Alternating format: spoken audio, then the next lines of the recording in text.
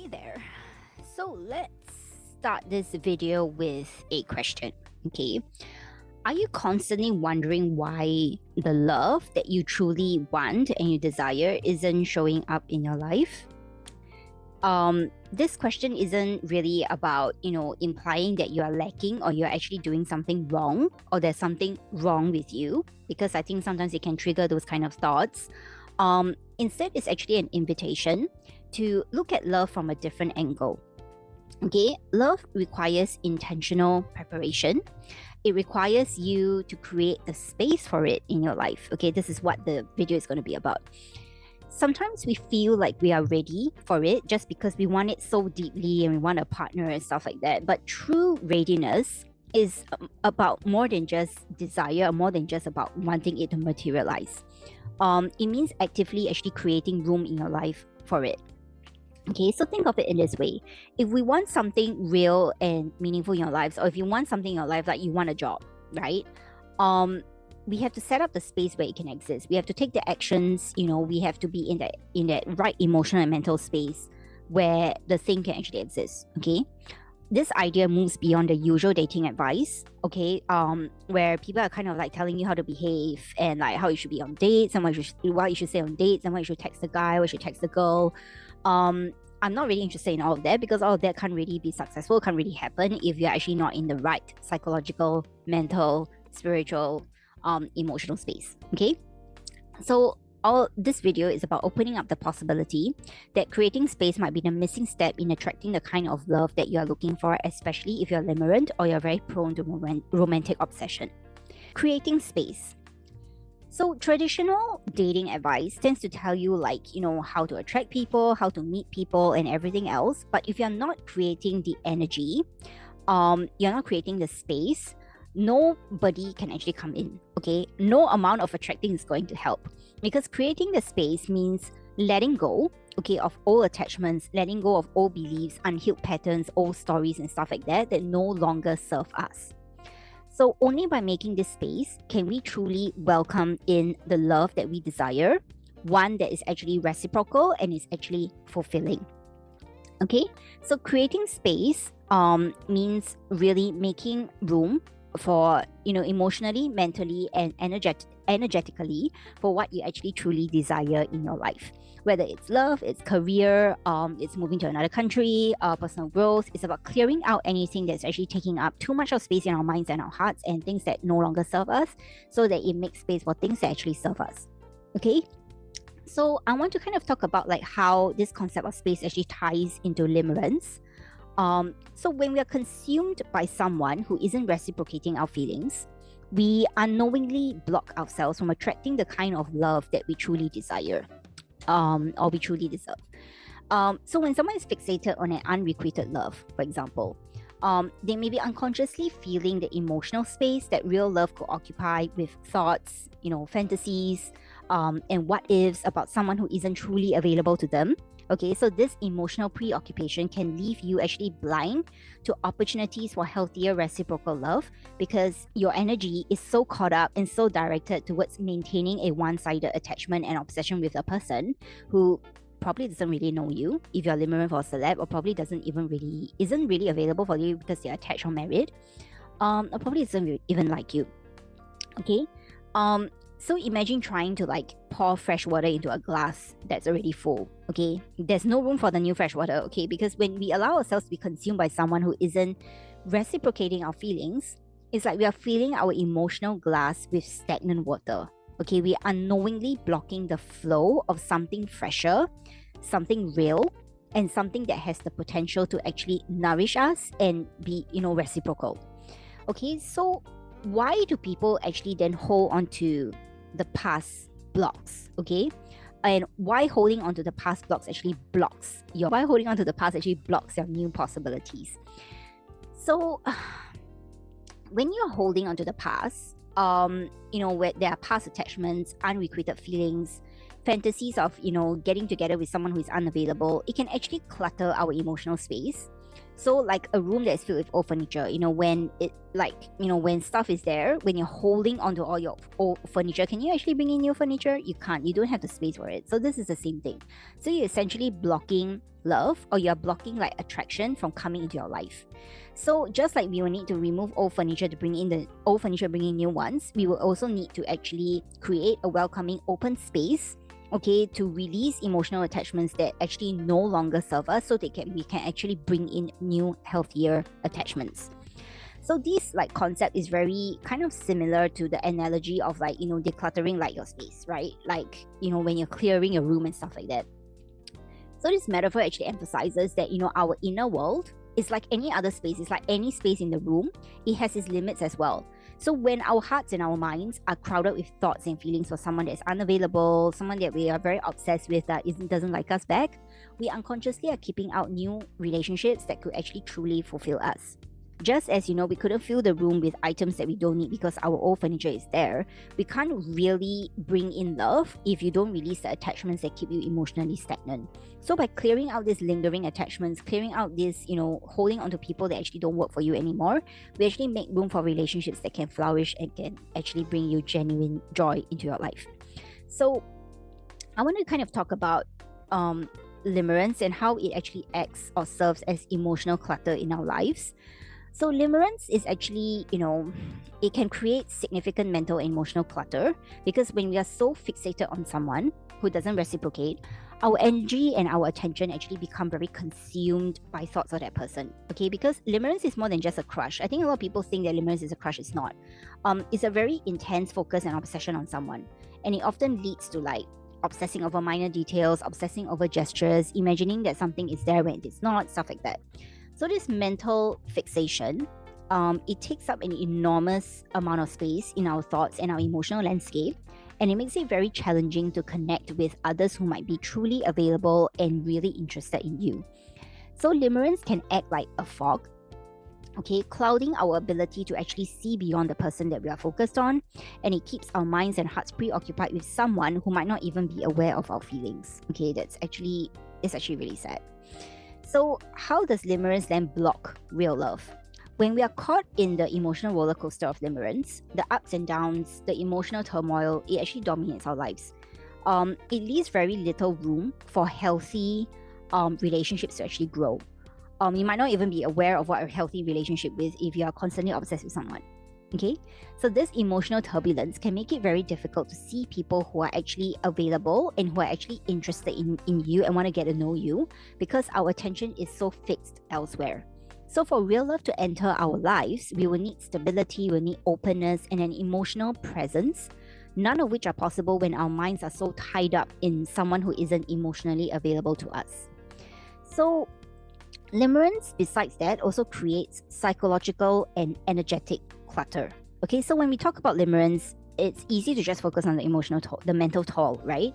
Like constantly thinking on someone, having intrusive thoughts about a person, analyzing their every word or action, feeling emotionally dependent on them.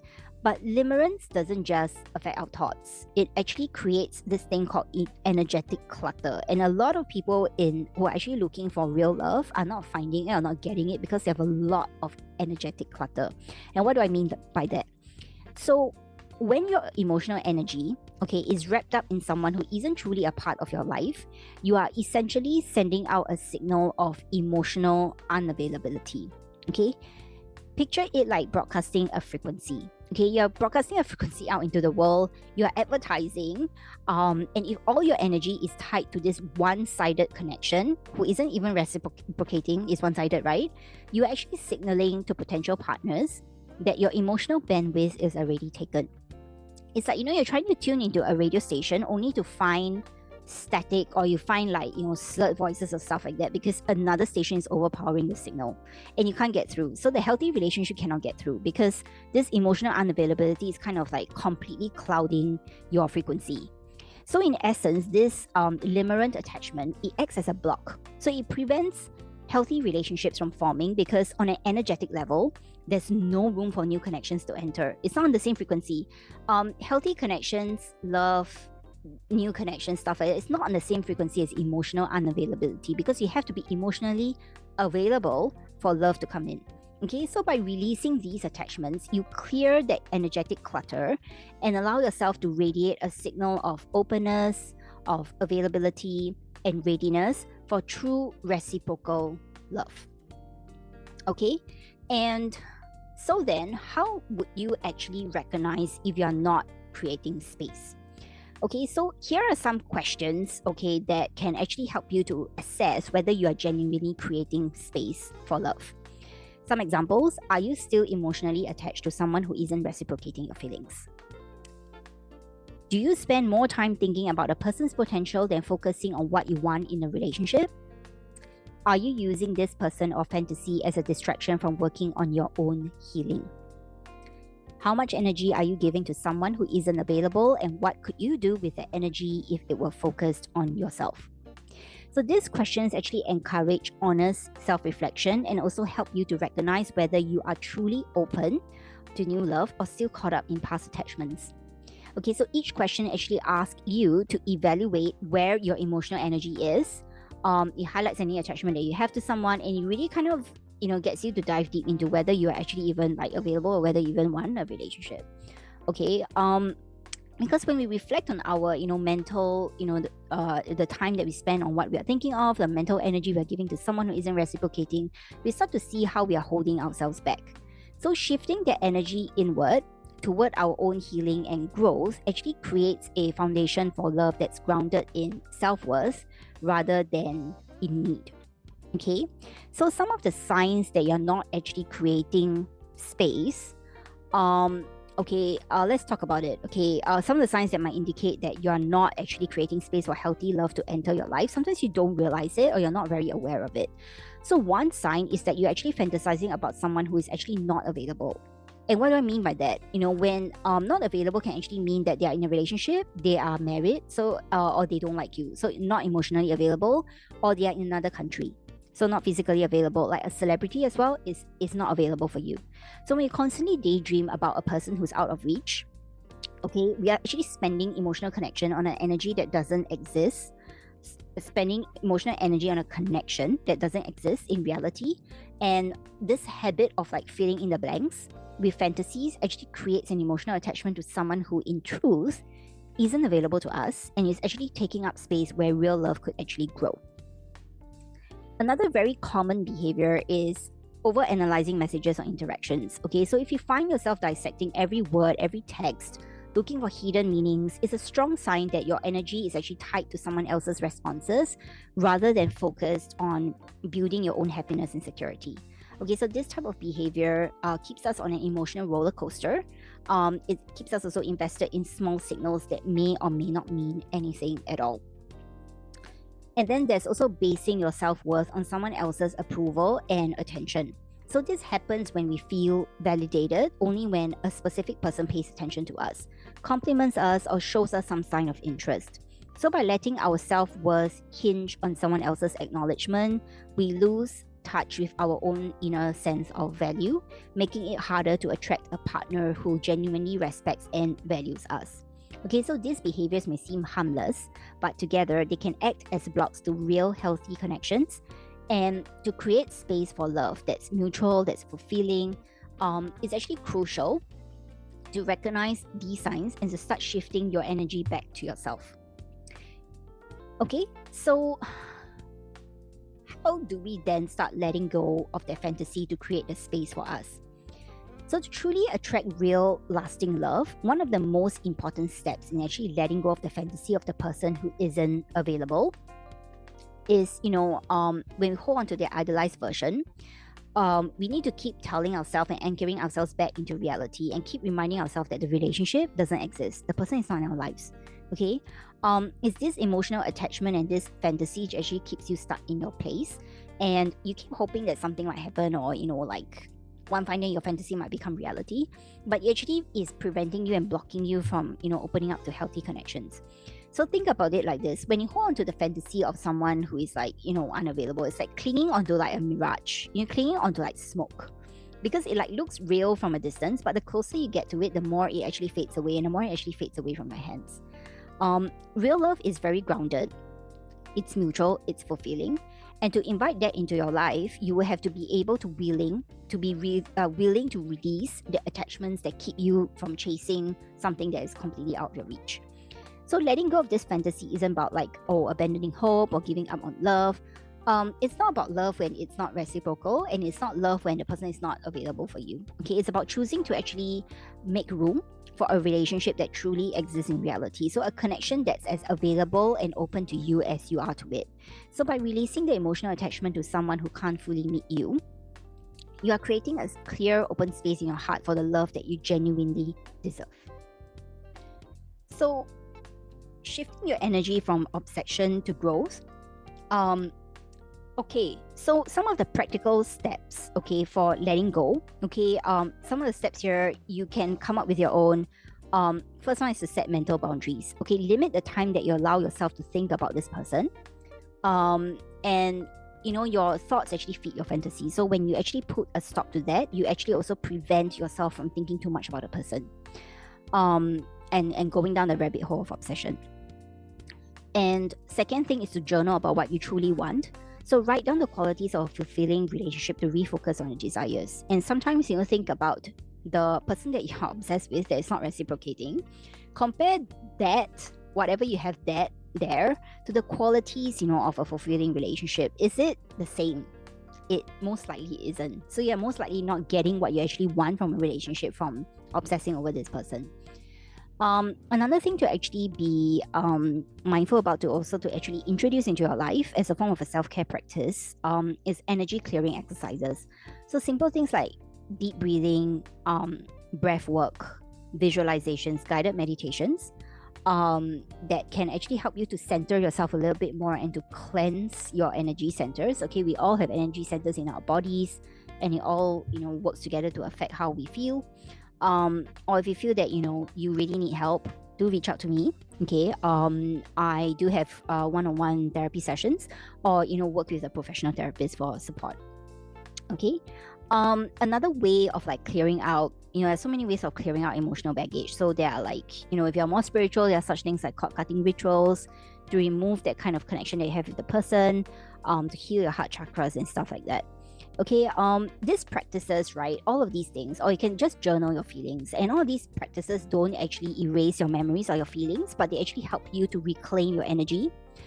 They help you to reclaim your sense of self and to prepare your heart for new fulfilling relationships. Okay, another one I wanted to point out is also to learn how to focus on yourself, your sense of self, and practice self-worth and self-love. Okay, so self-love, a lot of us struggle with self-love. We don't really know what that actually means or how to actually love ourselves. Okay, self-love is a lot of stuff. It's loving yourself, it's taking care of yourself, it's investing in your own well-being, your own happiness. And you can't possibly be very, very happy if you are fantasizing about someone that is actually not available for you, So when you're doing all of that, you won't be able to attract someone who reflects that love and respect back to you. Okay, and building self-worth as well is something that I want to talk about, because self-worth is so important in attracting a compatible partner, because it's all about the energy that you give out, the attraction kind of energy. So people with very strong self-worth and self-assuredness, they are able to set very clear boundaries, they can recognize red flags, they are less likely to settle for less than they deserve. Okay, so developing self-worth, I would say that is one of the very key things when you want to attract someone that that actually matches your qualities in a relationship and then matches what you actually desire. Because self-worth is like, setting the emotional foundation for a healthy relationship. So when we understand and value our own needs, we are better equipped to set boundaries and to recognize when something isn't right. Okay, it's like this, this personal internal barometer that you actually have. It means having the strength to walk away from relationships that actually don't serve us, and the clarity to see when someone can genuinely meet us at our level. Self-worth is like an internal compass, like I said, guiding us towards connections that honor our well-being and away from one-sided or emotionally unfulfilling relationships. So some practical self-worth exercises, and you can think of more, I'm sure. Affirmations. Affirmations I used to think are like so stupid, and I was just like, why would people actually talk to themselves in the mirror and stuff like that, but they have worked wonders for me. Okay, it's introducing affirmations into my life has actually made me very, very confident, because when you start to affirm something that, you start to act like that. When you start to act like that, you start to like, hey, I actually am pretty amazing, so affirmations actually help. Do have affirmations that reinforce your self-value. So for example, like, I'm deserving of love that respects and values me, for example. Have, a self-care routine. Okay, the importance of self-care, I cannot emphasize it further, because a lot of people think like, oh, self-care is like doing like yoga and like meditation for like 3 hours every morning, and taking like a cold shower, and having like a juice detox, and then like having like cereal and multi-grain whatever for like lunch. It's not. Self-care is basically just whatever you define caring for yourself is. It could be just, having like wine for 15 minutes before bed. It could be having like warm glass of milk when you come back. It could be just like sitting on your sofa and just like thinking of nothing and doing nothing after you come back from work. That's self-care as well. And having it as a routine, it's a sign that you're actually committing to yourself, that you want to actually treat yourself with kindness and compassion every single day. So do have a self-care routine or a habit build up for yourself. All of us, our routines actually look very different. So do something that actually works for you. The third thing I want to actually talk about is the investment in passions and goals. Channel your energy, or channel the obsession, the stuff that you always kind of focus on the other person, right? Channel the energy that is focused on the unavailable person onto your own projects, your hobbies, and your goals, because I'm pretty sure you have tons of that. So take those, start incorporating into your life and see what happens. Okay, so once you have done all of that, and once you've done all that self-care, self-worth, start to create boundaries and stuff like that, once your space is actually created, true love can then enter. Okay, so by letting go of old attachments, we are energetically signaling that we are open to new fulfilling connections. Just like clearing out physical clutter, we now, are able to like move out the old furniture and bring the new furniture in. It's like we are telling the universe, I'm ready to receive the love that I truly want and I desire. Okay, and some practical steps that you can actually take to start to kind of open up a little bit more to that whole social thing and socializing with other people and going on dates and stuff like that. One of the things I like to recommend people is actually to join social groups and communities where you can meet people with shared interests, and actually made a lot of very, very interesting connections and made very wonderful friends as well, just from attending a random like book club session.